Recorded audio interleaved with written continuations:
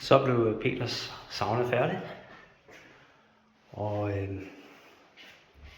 har lavet telt. Den er oppe på 48 grader nu. Så der skal jeg tage et kig i den.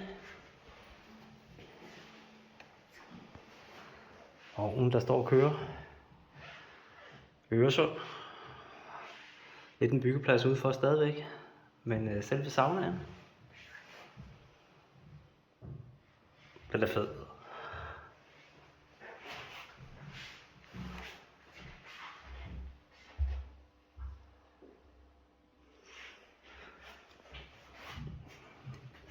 Og herinde bagved har jeg gemt VVS'ernes kreative løsning på en vandhane.